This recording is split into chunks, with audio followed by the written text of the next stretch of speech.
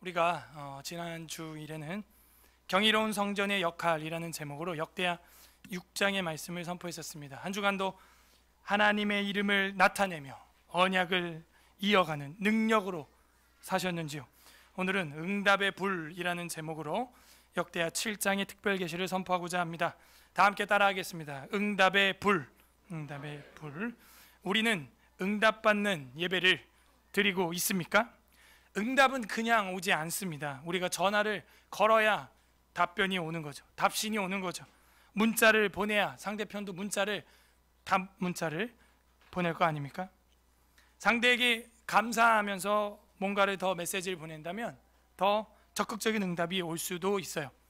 더 적극적인 응답을 원한다면 상대에게 기쁨과 즐거움으로 노래를 불러준다면 더 확실한 응답을 받을 수 있습니다. 그 응답이 꼭 예스라는 건 아니에요.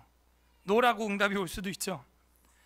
그래서 응답이 예스라고 오는 보장은 없지만 응답이 올 확률은 이렇게 점점 커질 수 있습니다. 어떻게 다가가는가, 상대방에게 내가 어떻게 말을 거는가.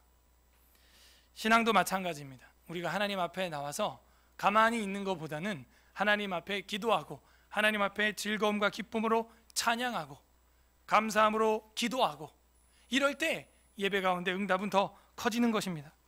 오늘 성경에는 성전을 완공하고 나서 솔로몬이 하나님께 응답받는 장면이 나옵니다. 성전은 바로 이런 곳입니다. 교회는 이런 곳이에요. 하나님을 만나고 하나님의 응답을 받는 곳이죠. 이것이 없다면 교회가 이 땅에 존재할 의미가 없죠. 성전은 바로 이렇게 응답받는 곳이다. 교회는 응답받는 곳입니다. 어머니를 부르고 아버지를 부르면 응답이 있는 거예요. 그래서 신구약 성경에는 만민이 기도하는 집이다 라고 성전을 일컬어 말하는 말씀들이 곳곳에 나와 있습니다. 복음서에도 나와 있죠. 부디 오늘 이 말씀을 통해서 응답받는 성전으로 살아가는 저랑 여러분 되기를 주님의 이름으로 간절히 소망합니다. 오늘 말씀을 보면서 우리가 왜 삶에 응답이 없는가 돌아보면서 이제는 뜨뜻미지근한 신앙이 아니라 정말 때로는 이렇게 열정적으로 불같은 응답이 임하는 우리가 돼야 되겠어요. 누가 성전에서 응답받을 수 있는가, 오늘 계시의 말씀을 통해서 우리가 깨달을 수 있다면 은혜의 말씀이 되는 것입니다. 7장 전체가 하나님의 불응답 장제목을 정했어요. 이렇게 응답이 불같이 불로써 임했다 하는 건데요. 지난주 솔로몬의 기도가 너무너무 길게 6장 42절까지 기도였죠. 그리고 5장은 뭐였어요? 그 앞장에 성전 건축 완공. 그래서 성전 건축 완공을 한 다음에 하나님의 영광이 임했고, 그리고 기도를 하여 감사를 해서 감사 기도를 올려드렸죠. 그리고 나서 이제는 하나님이 그거에 대한 반응이 나옵니다. 하나님께서 하는 반응이 나와요. 반응. 우리 우유진 집사님, 황가람 집사님 앞으로 오세요. 여기 규현아 거기 가방 좀 치워주고 2명 앉을 수 있게. 임산부인데 그래도 네, 책상. 여러분 조금씩 안쪽으로 이렇게 들어가면 늦게 오는 성도들이 이 복도 가운데로 좀 앉을 수 있을 것 같아요. 자, 응답이 어떻게 오는가? 7장 1절 솔로몬이 기도를 마침에 불이 하늘에서부터 내려와서, 자, 그래서 1절부터 3절까지는 불응답 이렇게 하면 되겠어요. 하나님의 불응답 1절부터 3절입니다. 솔로몬이 기도를 마침에 불이 하늘에서부터 내려왔다 하는, 뭘 마치니까요? 그거죠. 기도를 마침에 불이 하늘에서부터 내려와 응답이 된 거예요. 그래서 응답은 기도를 마칠 때, 묵도를 마칠 때, 느헤미야 묵도를 마치기도 전에 응답하시는 그런 하나님을 경험하는 게 우리 기독교입니다. 신약 성경에는 뭐라 그래요? 너희가 구하는 것 그 이상 마음에 그 생각하는 것까지도 하나님이 응답하신다. 이런 성경 구절들이 있어요. 누가 성전에서 응답받습니까? 누가 예배 가운데 응답을 받습니까? 바로 기도를 하고 기도를 마치는 자예요. 그리스도의 이름으로 구하라. 내가 무엇이든지 구하라. 내가 그러면 응답하리라. 그러니까 우리의 삶에 응답이 없는 이유는 뭐예요? 기도를 안 해요. 기도를 안 하니까 응답이 없는 것이죠. 지난주 6장의 이 솔로몬의 기도를 생각해 보세요. 죄에 대한 어떤 자백과 어떤 자기 백성들에 대한 것, 심지어 이방인까지 그런 거에 대한 기도를 하면서 하늘에서 들으시고, 하늘에서 들으사, 하늘에서 들으시며, 하늘에서 들으시고, 이런 말씀들이 계속 나오는 거죠. 하나님은 하늘에 계시고 우리는 이 땅에 있다 하는 거예요. 하늘에서 들으신다. 기도해야 돼요. 저렇게 애가 우니까 엄마가 가잖아요. 그죠? 불러야 응답이 있는 거예요. 기도를 마침에 불이 하늘에서부터 내려와서 그 번제물과 제물들을 사르고 여호와의 영광이 그 성전에 가득하니, 여호와의 영광이 여호와의 전에 가득함으로 제사장들이 여호와의 전으로 능히 들어가지 못하였고. 이 현상 우리가 5장에 13절에서도 봤죠. 그리고 출애굽기 40장 34절에서도 봤죠. 하나님의 영광이 이렇게 가득하게 임하면요, 그 임할 수 있는 그 하나님의 영광 때문에 섬기기도 벅찰 정도로 앞이 안 보인 하나님의 그 구름이 빽빽하게 영광으로 임했다. 그래서 영광이 그 전에 가득함으로 제사장들이 들어갈 수 없었다. 이것은 뭘 의미한다 그랬어요? 하나님이 우리를 그렇게 애타게 기다리신다. 여러분도 그렇게 간절한 마음으로 오늘 나왔어요? 주님은 오늘도 이 예배 가운데 그런 간절한 심정으로 여러분 기다리고 계십니다. 어떻게 예배 드리는가? 주님의 그 명령한 법도대로 수납되는 방식으로 예배하고 있는가? 그 여호와의 전에 능히 들어가지 못할 정도로 하나님의 영광이 가득했다. 여기서 영광은 그 이름은 아니에요. 쉔이라고 했던 지난주에 이름이랑은 다른 단어입니다. 영광이라는 단어예요. 3절, 이스라엘 모든 자손은 불이 내리는 것과 여호와의 영광이 성전 위에 있는 것을 보고 돌을 깐 땅에 엎드려 경배하며 여호와께 감사하여 이르되 선하시도다. 그의 인자하심이 영원하도다 하니라. 그러니까는 그 돌로 만들어 놓은 그 대리석 바닥 같은 그런 바닥에 백성들이 엎드려서 하나님의 그 불 응답 앞에서 경배하고 어떻게 해요? 감사했다 하는 것입니다. 누가 성전에서 응답받는가? 첫 번째는 기도하는 자, 두 번째는 경배하고 감사하는 자예요.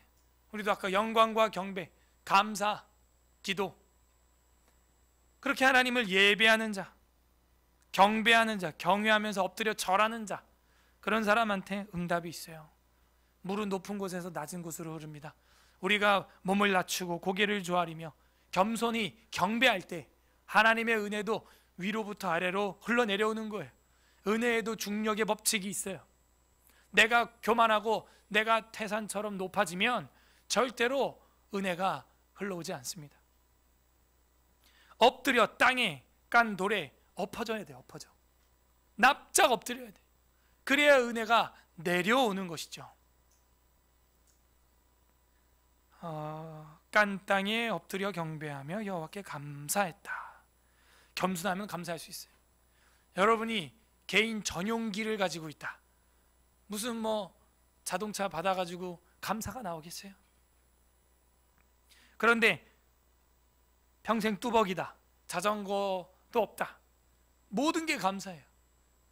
뭐 경차든 중형차든 대형차든 비행기 다 감사하죠. 낮아야 돼요. 감사가 없다는 것은 이미 내가 높아져 있다는 뜻이에요. 엎드려야 됩니다. 납작. 매사가 감사해.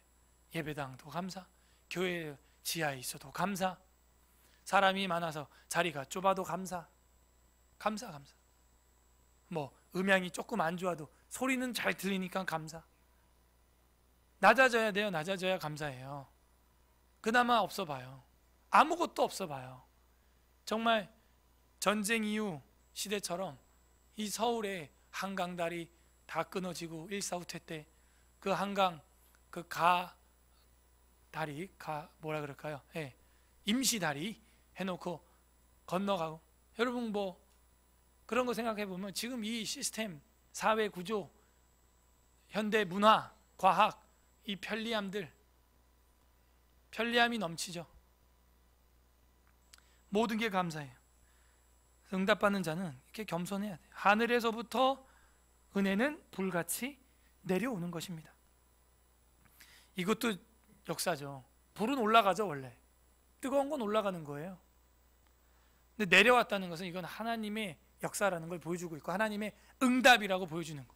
우리도 그런 거 있죠. 야, 이건 정말 하나님 은혜로 내가 합격했다. 아, 이건 하나님 은혜로 취직했다.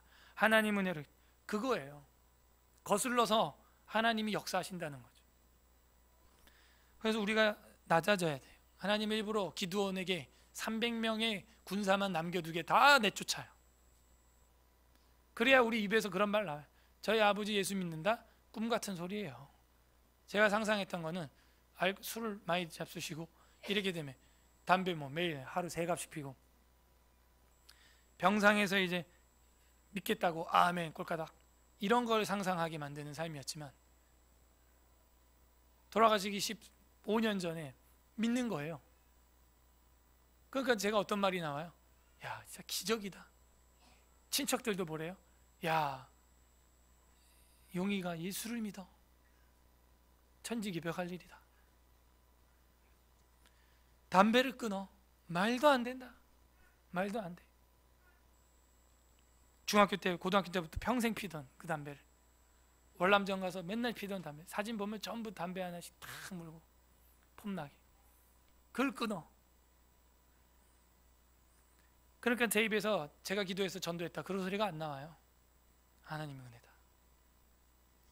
응답이에요. 4절부터는 제사와 축제, 제사와 잔치가 나옵니다. 응답이 왔잖아요. 그러니까는 뭐 잔치예요. 잔치, 기쁜 잔치. 성전도 건축했겠다. 정말 이 성전 가운데, 이 교회 가운데 하나님이 함께 한다는 게 막 보이니까 잔치. 그래서 4절부터 10절까지는 제사와 잔치, 예배와 우리로 하면은 뭐라고 할까요? 감사. 예, 왕과 모든 백성이 여호와 앞에 제사를 드리니, 예배죠. 예배. 응답이 왔으면 예배 드리는 거예요. 예배. 응답받아. 이번 주에도 우리 성도 2가정 이사를 했는데, 아, 좋은 집에 응답받아 이사를 해. 예배를 제일 먼저 드려요. 예배를 드려야 되네. 네, 우리 이사기네도 이사 여기로 이쪽으로 와가지고 마곡지구로 예배 드렸어요. 제일 하나님 앞에 예배, 제사, 감사, 예배. 제사를 드리니 5절, 솔로몬 왕이 드린 제물이 소가 22,000마리요. 양이 몇 마리? 12만 마리요. 1000번째 명함도 못 내밀어요. 이런 거 보면은 정말 솔로몬의 예배 스케일이 엄청 크구나. 어디 1000번째 기도 운동본부 이런 거 만들어서 성도들 미혹하는 꿈도 못 꿔요. 12만 마리, 소만 22,000마리. 이거 엄청난 겁니다. 이거를 문자 그대로 안 믿는 신학자들도 있어요. 너무 많다. 분당 20마리씩 잡아야 해요. 분당 20마리씩.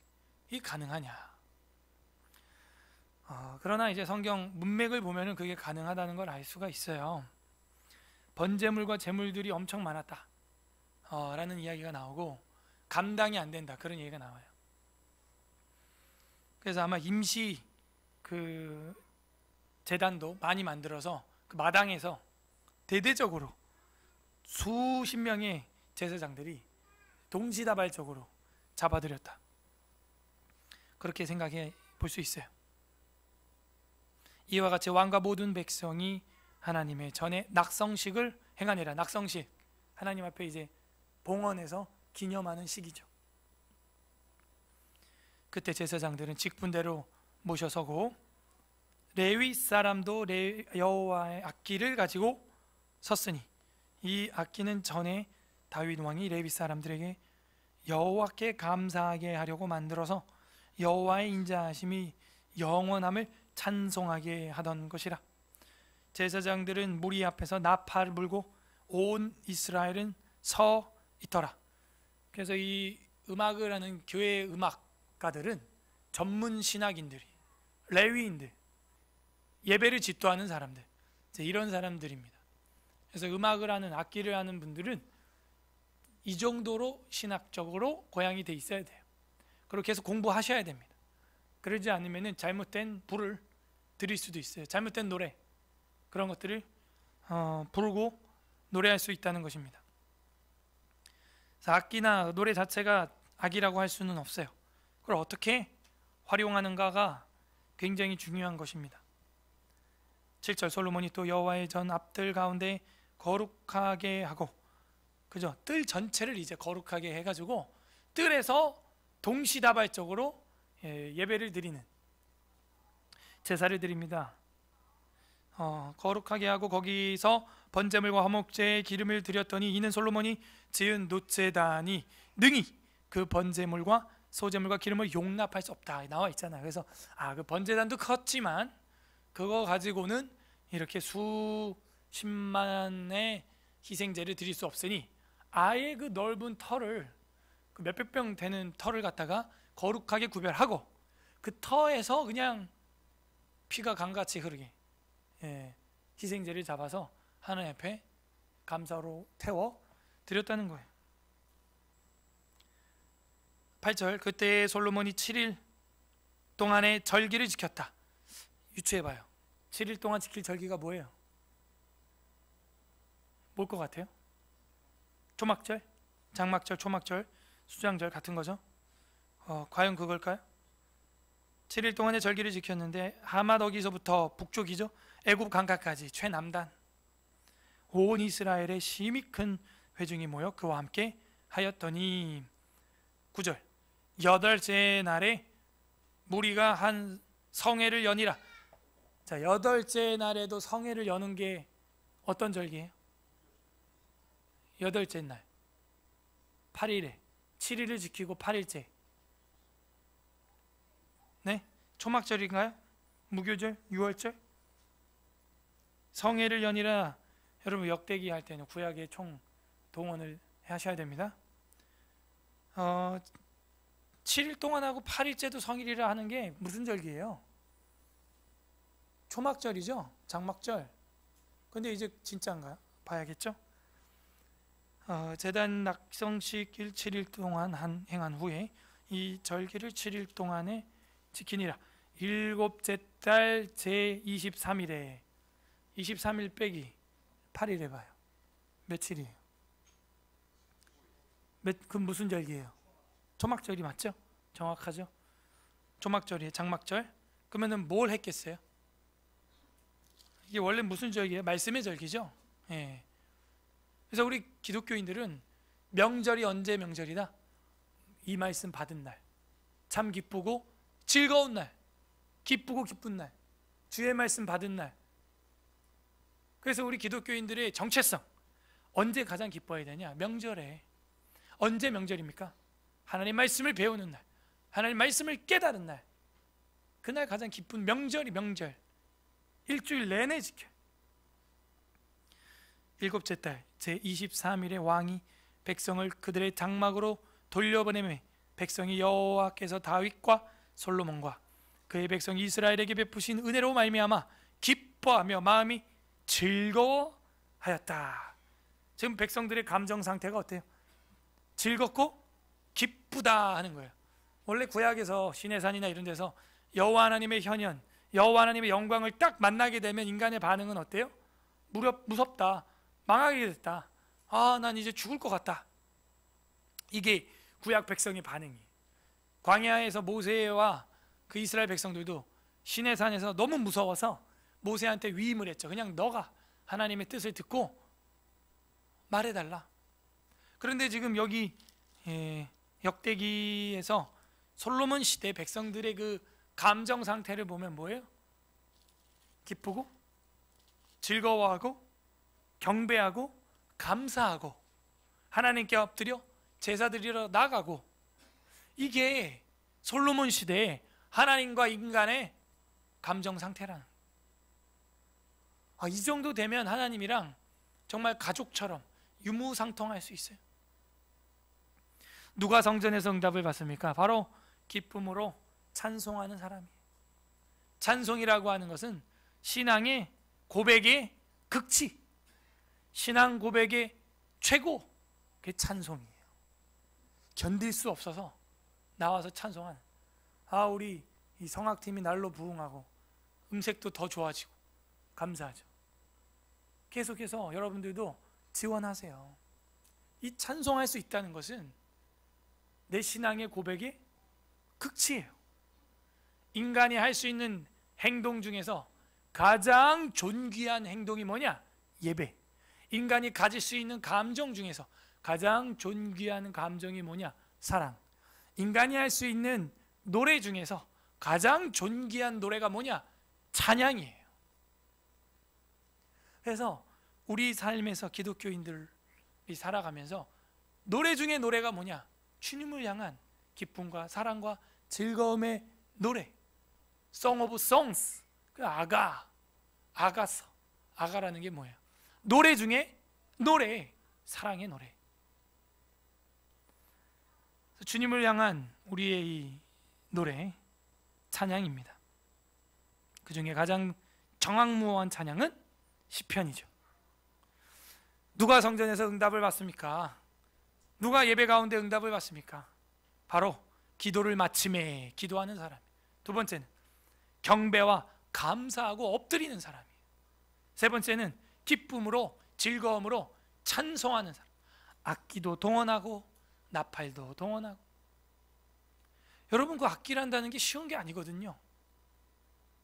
저도 나팔 연습을 계속 트럼펫 하는데 입술이 막 찢어져요.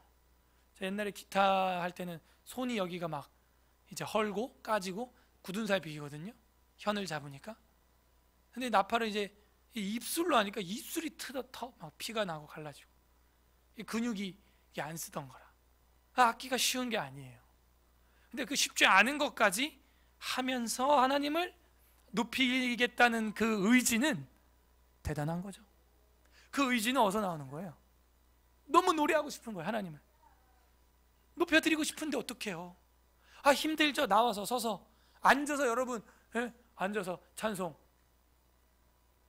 하는 것보다 나와서 서서 하는 게 힘들죠. 하지만 그렇게까지 하려는 의지는 뭐예요? 어디서 나오는 거예요? 주님을 향한 감사와 기쁨, 영광, 거기서 나오는 거죠. 그 신앙에서 동력이 되는 거예요. 자, 11절부터 마지막 절까지는 하나님의 말씀의 계시가 나옵니다. 이제 말씀. 아까는 그런 현상으로서 하나님의 응답이 있으면, 두 번째는 이제 말씀으로서의 응답이에요. 우리도 그러죠. 아무래도 내 환경이 이렇게 되는 게 하나님의 어떤 응답 같아 라고 하나님의 응답을 받을 수도 있고, 대체로 우리 한국 사람들은 감성적이어서 그런 쪽의 어떤 응답과 간증들을 선호하죠. 근데 그런 것만 선호하는 거 잘못하면 신비주의에 빠질 수 있고, 두 번째 응답은 계시의 말씀을 통하여, 그죠? 하나님께서는 세상의 위정자와는 달리 교회의 권위자를 세우셨는데, 그들을 통하여 천국의 열쇠를 맡기셨고, 그들을 통하여 천국 열쇠로 어떠한 성도를 권징을 할 수도 있고 회복을 시킬 수도 있는 권세를 위임하셨다. 전문 신학인들을 통해, 목회자들을 통해서 전 여러분 사정 다 모르잖아요. 시시콜콜. 근데 계시의 말씀을 통하여 내 마음에 어떻게 오늘 이런 말씀이 내 마음에 딱 맞네? 그럴 때 있어요. 그걸 우리는 성령의 조명하심이라 그러는 거예요. 그게 이제 내 마음에 정말 충만해지면 성령 충만이죠. 말씀 충만이니까. 그래서 11절부터 22절까지는 하나님의 말씀의 응답, 계시가 나와요. 응답은 두 가지입니다. 꼭 무슨 환경이 다 뒤집어져야, 내가 원하는 대로 예스로 바뀌어야 응답이 아니에요. 말씀으로도 응답하시는 것입니다. 그러면 환경은 그대로인데 뭐가 바뀌어요? 이젠 속에 있는 내가 바뀌는 거죠. 하나님은 그렇게 두 가지 방법으로 응답하시니까 우리 에스라 교회 성도님들은 기도하실 때, 예배하실 때, 감사하고 찬양하실 때 꼭 환경이 다 바뀌어서 내가 원하는 대로 다 조립되고 예스가 돼야 된다고 할 필요는 없어요. 제 일기장에 한 25살에 쓴 일기, 그러니까 14년 전에 썼던 일기장이 아직도 있는데요. 되게 치밀하게 25살에 뭐하고, 26살에 뭐하고, 27살에 뭐하고, 8살에 뭐하고, 9살에 뭐, 30살에 뭐하고 막 여기 다 써놨어요. 그대로 된 게 있냐? 있어요? 여러분 있어요? 저 누구한테 얘기하고 있어요? 그 스케줄대로 안 돼요. 그런데 전체적으로 돌아보면 일부 된 것도 있어요. 된 것도 있는 거예요. 그러니까 우리가 막 한 대로 환경이 안 돼요, 안 돼요. 그렇게. 예. 계획대로 했으면 벌써 저는 하버드 박사가 됐어. 예. 안 된다니까요. 그땐 꿈도 많았답니다. 예. 뭐 SAT를 봐가지고 한국을 탈출해가지고 미국을 가서 해가지고 신학을 하가지고, 신학은 무슨 25살 교통사고 나가지고 중환자실 생활 2년 했습니다. 안 돼요. 될 것 같아요. 그래서 이제 말씀으로 내가 바뀌는 거예요. 말씀으로. 그래서 한국에서 말씀 사역을 하자, 성경 공부를 하자, 성경 가르치는 교회를 세우자 된 거죠. 자, 하나님의 계시 11절. 솔로몬이 여호와의 전과 왕궁 건축을 마치고 솔로몬의 심중에 여호와의 전과 자기의 궁궐에 그가 이루고자 하는 것을 다 형통하게 이루니라. 그 궁궐 완성은 8장에 나오는데요. 연역적으로 미리 쓰고 있죠. 역대기는 벌써 이미 바벨론 포로 귀한 공동체가 쓰고 있는 거예요. 그래서 먼 훗날에 사람들이 쓰고 있는 겁니다. 12절. 밤에 여호와께서 솔로몬에게 나타나사 그에게 이르시되 내가 이미 내 기도를 듣고 이곳을 택하여 내게 제사하는 성전을 삼았다. 뭘 듣고? 기도를 듣고. 그래서 기도는 굉장히 중요해요. 우리 주님도 습관을 조차 기도하러 감람산에 올라가셨다. 제자들하고도 일부러 기도하려고 잠시 떨어져 있자. 바울도 뭐라 그래요? 너희가 부부 사이에 기도하기 위하여 잠시 분방할 수 있으나 빨리 합쳐라. 그래서 우리가 기도 생활이라는 것은 정기적으로 할 수 있다면 할 수 있는 게 굉장히 중요합니다. 수요 기도회, 여러분 그 시간을 잘 활용하세요. 하나님 앞에 한 마음으로 또 개인 기도도 같이 할 수 있는 좋은 교회의 시간입니다. 그걸 들었다는 거예요. 성전에서 했던 네 기도 내가 듣고 여기를 성전 삼았다. 자, 13절 14절 별표 3만 개 돼 있죠? 네, 13절. 혹 내가 하늘을 닫고 비를 내리지 아니하거나 혹 메뚜기들에게 토산을 먹게 하거나 혹 전염병이 내 백성 가운데 유행하게 할 때. 자, 이때가 어느 때냐? 하나님이 권징을 할 때, 하나님이 재앙을 내릴 때. 그때는 어느 때예요? 너희들이 말을 잘 안 듣고 성경에서 언약에서 빗나갈 때 이 얘기죠. 14절 합독합니다. 시작. 내 이름으로 일컫는 내 백성.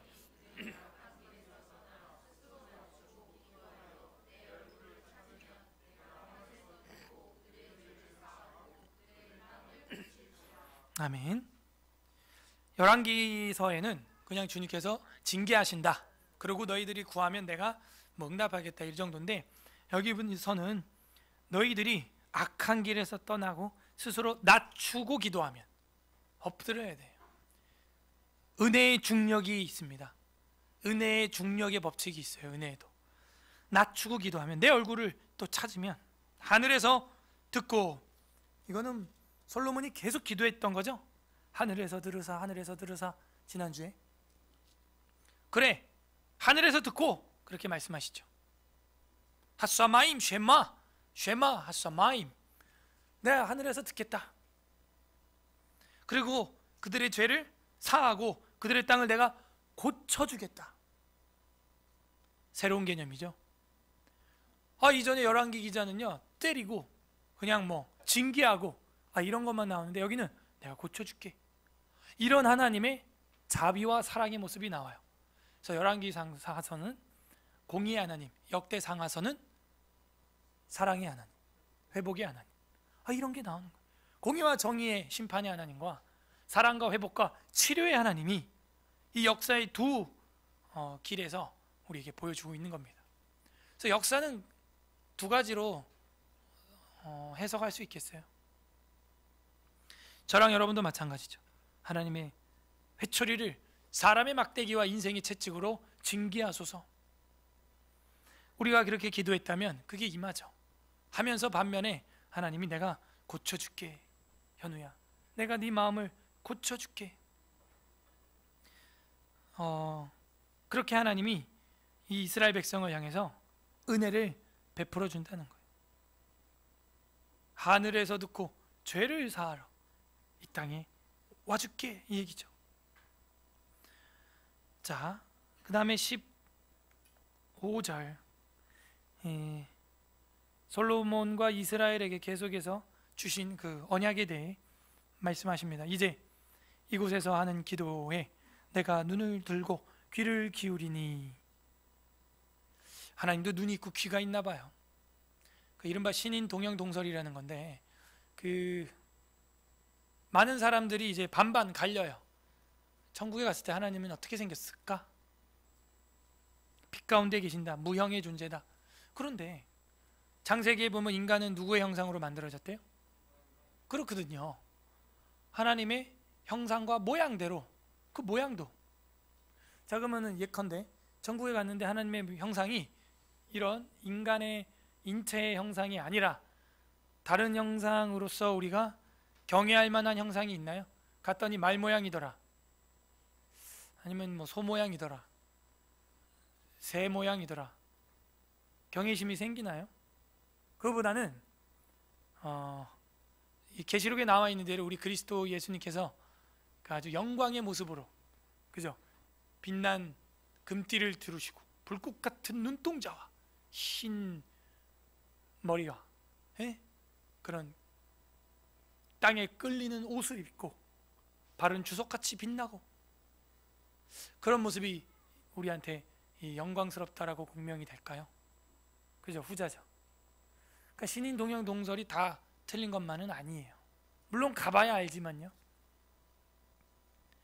하나님께서도 우리의 귀를 지으셨는데 귀가, 듣는 귀가 없으시겠어요? 보는 눈이 없겠어요?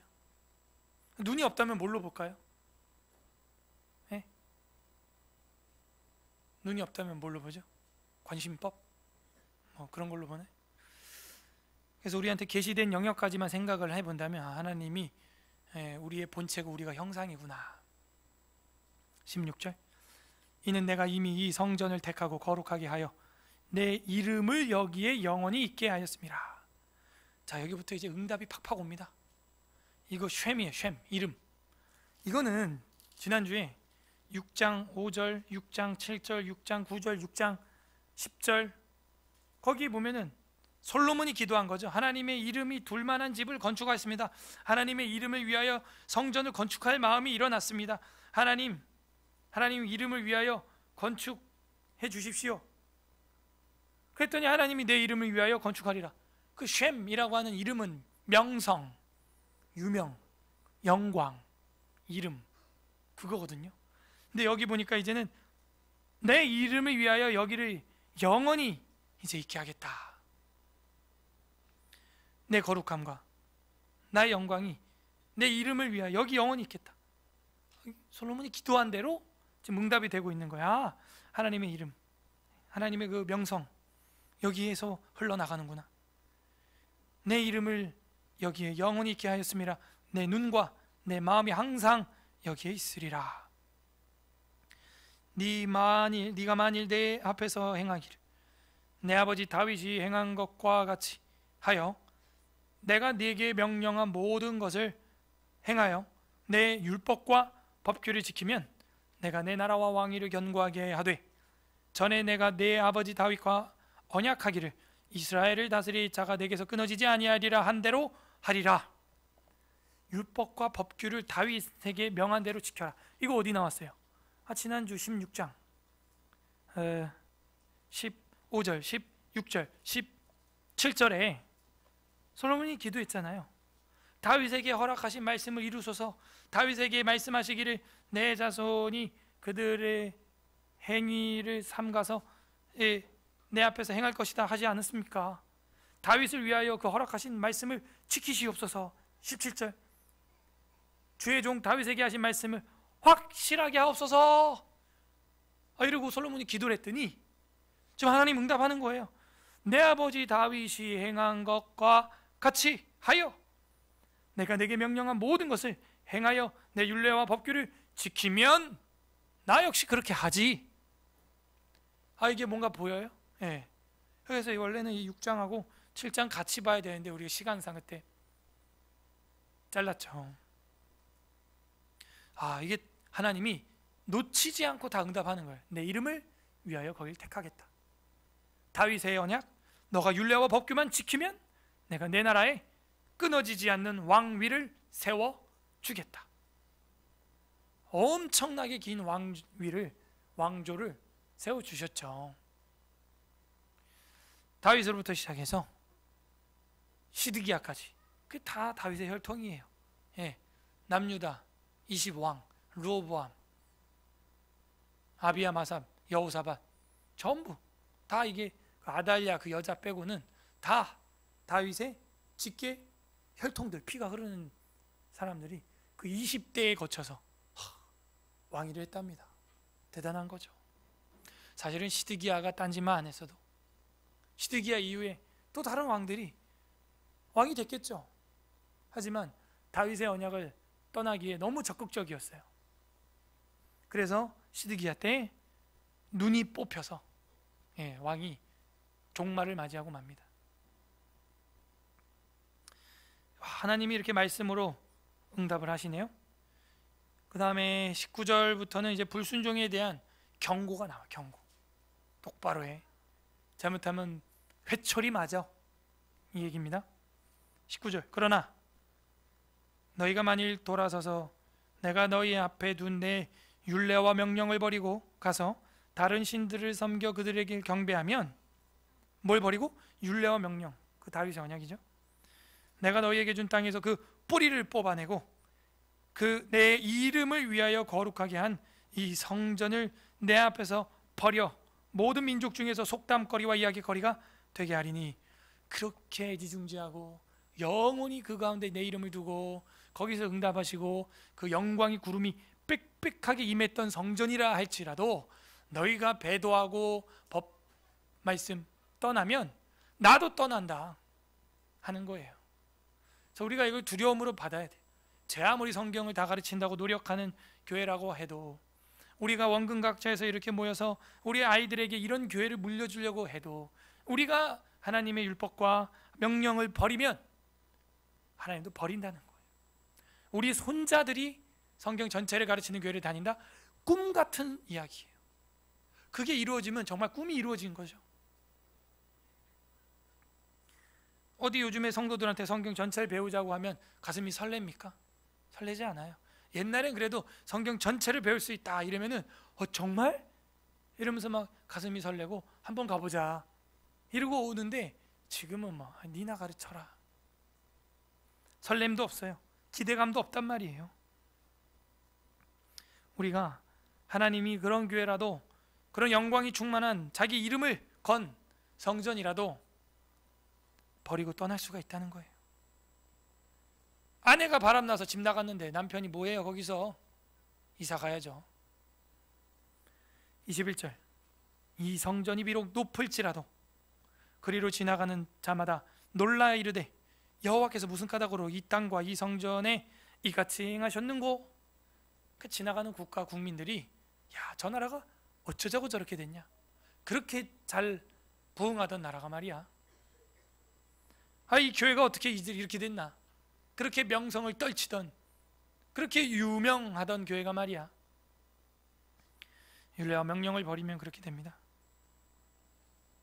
그래서 지나가는 사람들이 무슨 까닭이냐, 어떻게 하나님이 이 성전에 행하셨느냐. 자, 22절 합독합니다. 22절 마지막 절 시작. 대답하기를 그들이 자기 조상들 애굽 땅에서 인도하여 내시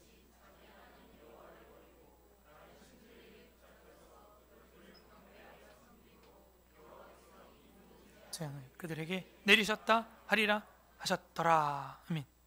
뭐예요? 애굽 땅에서 나온 여호와 하나님의 언약을 버리고 다른 신을 따라갔다. 그 언약은 시내산 언약이죠. 그 시내산 언약이 다윗 언약으로 연결이 된다는 걸 또 보여주고 있어요. 그리고 그 다윗 언약은 시내산 언약, 시내산 언약은 아브라함의 언약, 아브라함 언약은 원시복음, 에덴의 언약, 여인의 후손의 언약, 그 약속들, 그리고 더 이후에는 새 언약, 신약에는 다 연결이 되는 거거든요. 이것도 역시 그 지난주에 그 6장에서 이야기를 했었죠. 그 애굽에 그 나올 때부터 하나님의 언약이 있었다 하는 것이 그 솔로몬의 그 기도 가운데서 나왔었어요. 그래서 하나님 그 시내산 언약으로부터 해서 여기까지 좀 이뤄달라, 들어달라. 주님이 우리를 출애굽시켜 주지 않았는가? 그 언약에 기반하고 있습니다. 그래서 하나님이 이스라엘 백성에게 너희가 언약을 떠나면 나도 재앙을 너에게 내린다 하는 거예요. 그래서 여러분들이 잘 되려면요, 교회에서 당회에서 치료회에서 때로는 훈계도 하고 호통도 치고, 요즘 누가 어른 되는 그런 일이 없잖아요. 옛날에는 우리가 초등학교 국민학교 다닐 때만 해도 선생님한테 회초리를 맞으면 들어갈 때 그냥 들어가는 법이 없었어요. 90도로 인사했어요. 그죠? 감사합니다. 선생님 때려주셔서 감사합니다. 요즘에는 때려봐요. 감사합니다. 경찰서에 전화 걸어서 여보세요? 이렇게 되죠. 합의금 주셔서 감사합니다. 감사합니다. 선생님 저를 선빵하셨군요. 감사합니다. 합의. 감사합니다. 합의금. 감사합니다. 세상이요, 교육이야, 스승 사제기관 사제 간에 이런 감정선이 다 무너지는 거예요. 다 무너져요. 그래서 우리가 좀 그런 마음을 가져야 돼요. 물론 폭력과 무고한 학대와 이런 건 있어서는 안 되겠죠. 하지만 하나님이 세운 권위, 여러분이 일임하고 위임한 권위에서 여러분에게 회초리가 내려온다면 돌아봐야 돼요. 아니, 부모가 자식한테 그 회초리 안 들 부모가 어디 있습니까? 부모가 아니겠죠. 부모가 돼서 자식한테 훈계, 호통 한번 안 치는 부모가 평생에 있을까요? 없다는 거 아시죠? 하나님이 아버지고 교회가 정말 어머니 같은 그런 품이라면 당연히 이런 재앙이나 이런 불순종에 대한 경고가 나와야 되는. 우리 주 예수님은 그냥 사랑만 했나요? 경고도 하셔요. 경고하십니다. 그래서 우리가 하나님의 그 우리를 향한 사랑과 회복과 고쳐주심, 그런 것도 우리가 읽었지만 사실 이 뒤에 이런 어두운 면도 봐야 되는 거예요.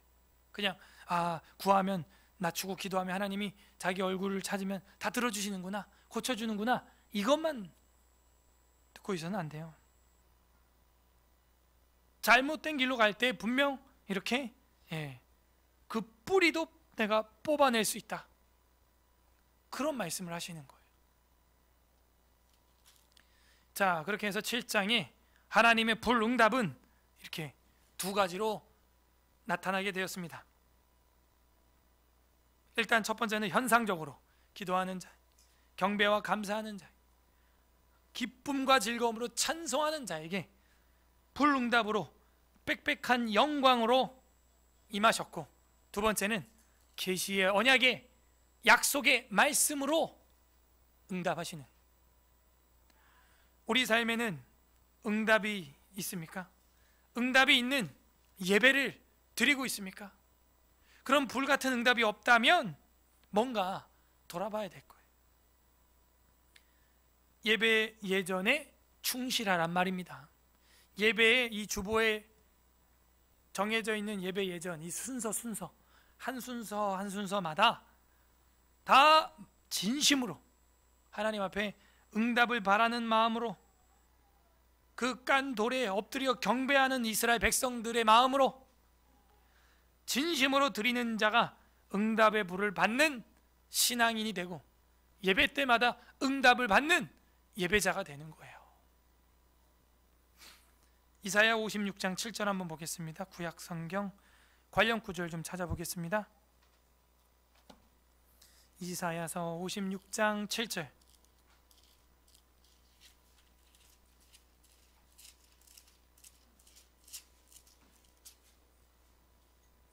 (1037페이지) 1037 이사야서 56장 7절 1037페이지 1037 이사야 56장 7절 합독합니다. 시작. 내가 곧 그들을 성산으로 인도하 기도하는 내 집으로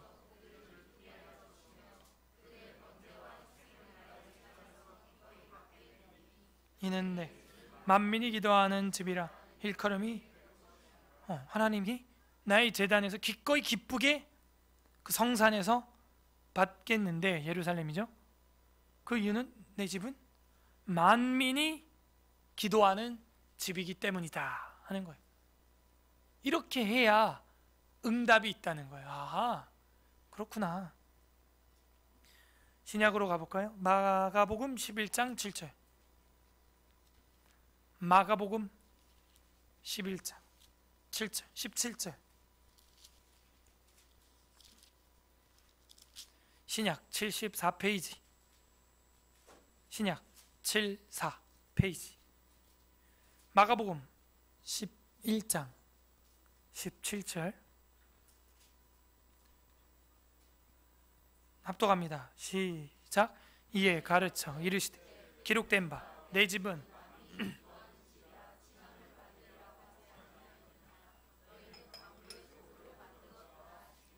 네, 내 집은 만민이 기도하는 집이라 한 게 아까 읽었던 이사야 56장 7절을 말한 거고요. 그런 만민이 기도하는 거룩한 집을 갖다가 강도의 소굴을 만들었다 하는 것은 예레미야 7장 11절에 나오는 그 예레미야의 훗날 평가죠. 유다 마지막 선지자의 평가는 그 만민이 기도하는 집을 도둑의 굴혈로, 강도의 소굴로 만들었다는 거예요. 그리고 포로 귀환을 한 다음에 회복이 됐는데 또 그렇게 됐죠. 예수님이 뭐라 그래요? 너희가 도둑의 굴혈로 만들어놨다, 이 성전을. 그래서 예수님이 뭘로 다 쫓아내요? 채찍을 만들어가지고. 상상이 돼요, 여러분? 우리 주님이 자신의 그 성전에서 채찍을 만들어서 다 쳐서 내보내는 거예요. 저는 그런 심정이에요. 교회를 바라볼 때 교회가 잘못돼 가는 것을 우리 교회 욕해서 뭐예요? 그 안티 세력들한테 교회 비방할 거리만 주는 거죠. 되도록이면 하면 안 돼요. 다만 우리를 스스로 자정하기 위해서 스스로 채찍질할 때는 그런 심정인 거예요. 왜 교회 안에서 이런 세상과 같은 일들이, 거래가 일어나는가? 왜 성도들이 성도라면서 이런 것들이 일어나는가? 돈은 일만하게 뿌리라고 했는데 성전 안에서 왜 그런 환전을 하고 이유를 챙기고 그런 일들이 일어난다는 거예요. 예수님이 볼 때 눈에서 불이 나오는 거예요. 채찍으로 다 둘러 엎는 거예요. 도둑의 구려를, 강도의 소굴을 너희가 만들어 놨다 이러면서 다 쫓아냈어요. 이게 사랑의 주님이 우리에게 보여주신 장면입니다. 자, 그 다음에 사도행전 10장 1절로 가보겠습니다.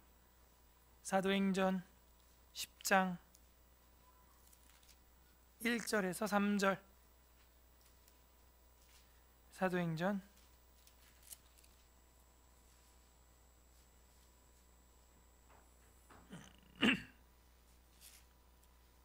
1절에서 3절, 사도행전 10장 1절에서 3절, 204페이지 합독해 볼까요? 우리 3절인데요. 시작. 가이사랴 고넬료라 하는 사람이 있으니 이달리아 부데라 하는 군대 백부장, 그가 경건하여 온 집안 하나님을 경외하며 백성을 많이 구제하고 하나님께 항상 기도하더니 하루는 제9시쯤 되어 환상 중에 밝히 보매 하나님의 사자가 들어와 고넬료야 하니. 아멘. 경건하다, 경배하는 자죠. 2절에 하나님을 경외하고 경건하다 하는 거예요. 그러니까 하나님을 경외한다, 뭐 두려워하는 마음이 있어야 돼. 하나님 두려워하는 마음이 있어야 돼요. 우리 인간이 구제한다, 백성을 많이 구제했다, 약한 자들, 이웃을 또 사랑하는 마음이 있어요. 하나님께 항상 기도한다. 그럼 기도를 마침에 응답이죠. 그죠? 3절에 하루는 제 90쯤에 돼요. 환상 중에 밝히 보는데 이게 언제예요? 항상 기도하더니 그 얘기죠. 하나님의 사자가 들어와 이르되 고넬료야 하고. 그래서 하나님께서 이 기도하는 사람에게, 경배하고 경외하는 사람에게, 항상 주님을 예배하는 사람에게 응답하신다 하는 건 신약에서도 나와 있는 거예요. 그리고 4절에 뭐라 그래요? 고넬료가 주목하여 보고 두려워하여 이르되 주님 무슨 일이시니까? 천사가 이르되 너 기도와 구제가 하나님 앞에 상달되어 기억하신 바가 되었다. 뭐예요? 너가 기도하고 그 율례와 법도 계명대로 사랑을 행했기 때문에 하나님이 널 기억하고 있다. 여러분, 하나님께 여러분 기억시키고 싶으면 이렇게 해야 돼요. 기도하고 하나님의 최고의 계명을 지켜 행하세요. 제일 큰 새 언약, 그 언약을 행하세요. 하나님이 기억하십니다. 웨스트민스터 신앙고백서 제25장 교회 4항에 보게 되면은 이 교회란 그런 거예요. 이 보편적 교회는 때로는 더 쉽게 볼 수가 있고 때로는 보기가 더 어렵기도 하다. 그 보편적 교회에 속하는 개 교회들은 그들 안에서 복음의 교리를 가지고 반드시 받드는 데에 따라 성례가 시행되고 곧 공통 예배를 순수하게 행하고 안 하고에 따라 더 순수하기도 하고 덜 순수하게도 되는 것이다. 그래서 눈에 보이는 보편적 교회는 때로는 쉽게 우리가 볼 수도 있지만 때로는 많이 보이는데도 불구하고 이 보편적인 교회를, 갈 만한 교회를 찾을 수 없다는 거예요. 그래서 개 교회들은 복음 안에서 그 교리를 반드시 받들어야 된다. 그래서 진리와 교리를 같이 가르쳐야 돼요. 그리고 공통 예배를 순수하게 행하고 안 하고에 따라서 교회 자체가 순수해지거나 덜 순수해질 수 있다는 거예요. 그래서 예배가 너무 중요하다는 거예요. 이 공통 예배를 순수하게 행할 때 더 순수해지고 공통 예배를 덜 순수하게 행하면 덜 순수해지고 탁해진다는 거예요. 교회가. 예배가 교회 안에서 행해지는 아주 중요한 우리 신앙의 성적표와 같다, 그렇게 말했죠. 그거예요. 제 아무리 길고 나는 소리 다 해도요, 내 지금 예배 생활이 내 신앙의 성적표인 거예요. 그 공통 예배를, 공예배를, 우리 교회 공예배는 주보에 공시되는 예배가 공예배예요. 그 공예배를 순수하게 행하냐 덜 순수하게 행하냐, 여기서 하나님의 영광의 응답의 판가름이 나는 겁니다. 오늘 이 성경에 어떤 하나님의 마음이 있습니까? 사랑의 불로 응답하시기 원하는 아버지의 마음. 계시의 말씀으로 말로 한다는 건 뭐예요? 인격적으로 성경 말씀을 통하여 응답하시고자 하는 마음. 그게 오늘 하나님 마음이에요. 각자 적용을 해보세요. 예배 순서 하나하나, 예배 예전 하나하나 정말 응답을 받을 간절한 마음으로 예배를 드리고 있습니까? 우리 주 예수 그리스도께서는 지금도 아버지 하나님께서 예배하는 자를 간절히 찾고 있고, 그리스도의 이름으로 기도하는 자들의 기도는 다 들어주신다고 말씀하고 약속하셨어요. 자, 오늘 마지막 성경책 요한복음 4장 보겠습니다. 요한복음 4장 23절. 너무 잘 알고 있는 거죠? 요한복음 4장 23절, 148페이지 148, 신약성경 148페이지, 요한복음 4장 23절 합독합니다. 시작. 아버지께 참되게 예배하는 자들, 영과 진리로 예배할 때가 오나 곧 이때라. 아버지께서 자기에게 이렇게 예배하는 자들을 찾으시느니라. 찾아요, 찾아. 14장 13절로 넘어갑니다. 14장 13절, 요한복음 14장 13절 14절 2절 173페이지 173, 요한복음 14장 13, 14절 합독합니다. 시작. 너희가 내 이름으로 무엇을 구하든지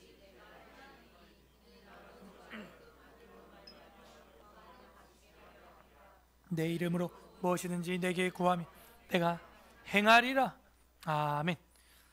무엇이든지 내 이름으로 구하면 행하리니 아버지로 하여금 아들로 말미암아 영광을 받으시기, 그 하나님의 영광을 나타내려고 성부 성자 하나님께서 응답해 준다는 것. 그리고 내 이름으로 무엇이든지 내게 구하면 내가 행하리라, 응답하리라. 그러면서 그 다음에 이제 보혜사 성령이 너희와 함께한다. 성부 성자 성령 하나님이 우리 삶 가운데 응답으로 공존하신다는 거예요.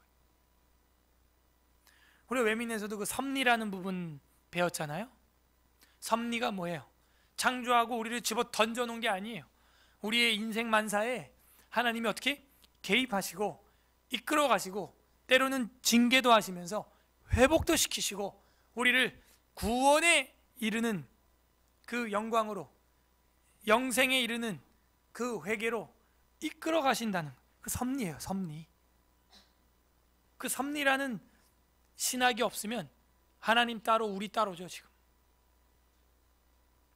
근데 따로따로가 아니에요. 여기 나와 있는 대로 아버지로 하여금 아들로 말미암아 영광을 받기 위해서 그 이름으로 구하면 응답하고, 16절에 내가 아버지께 구하겠으니 그가 또 다른 보혜사를 너희에게 주사 영원토록 너희와 함께한다. 진리의 영이시다. 그래서 이 성령께서 이젠 함께, 그러니까 삼위일체 하나님이 함께 우리 가운데 응답으로 있는 거예요. 그러므로 저랑 여러분 그 삼위일체 하나님 빼고는 우리 인생은요 그냥 껍데기 인생이야, 껍데기. 응답은 근데 그냥 오지 않아요. 바로 그 주님의 이름, 십자가에서 저랑 여러분의 지옥과 사망의 문제를 해결한 그 기쁨의 복음의 이름 예수 그리스도로 말미암아 구할 때 이루어진다는 겁니다. 이 방에 들어오려면 문을 열어야 되는데 저 문 잠겨 있다면 열 수 있는 건 저 자물쇠에 맞는 열쇠가 있어야 되는 거예요.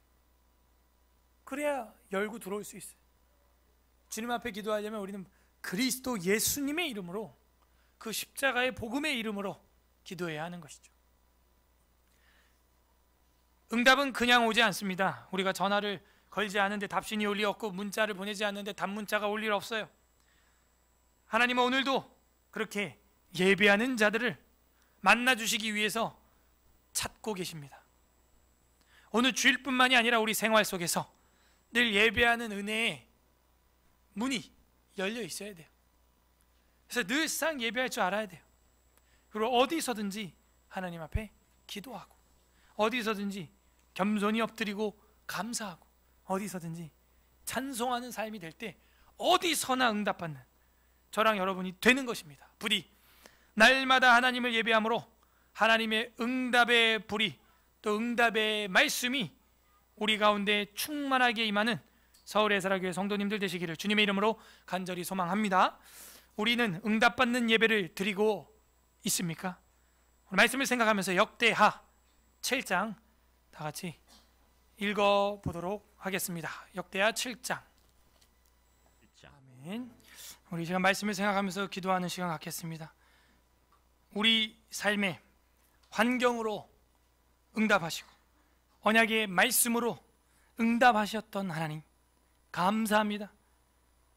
우리 삶의 응답 기억하면서 감사하기도 하시고, 두 번째로는 하나님, 우리가 구하고 찾고 두들기면 열린다고 하셨는데 우리가 그렇게 먼저 그 나라와 그 일을 구하고 찾고 두들기며 간구하고 기도하지 못했던 것, 사무엘이 경고한 바 기도하는 것을 쉬는 죄를 범치 않겠다고 했는데 우리가 기도하기를 쉬었던 죄 회개합니다. 그래서 삶에 아무 응답이 없고 건조한 신앙생활 했습니다. 용서하여 주옵소서. 우리 회개하는 기도. 세 번째, 마지막으로는 삼위일체 하나님, 저에게 우리 가정에 이런 문제가 있습니다. 응답하여 주시옵소서. 간구하는 기도도 같이 올려 드리도록 하겠습니다. 감사와 회개와 간구 기도 다 함께 다짐하는 기도 올려 드리겠습니다. 기도합니다. 하나님 아버지 감사드립니다. 우리의 삶의 환경으로 응답하시고 우리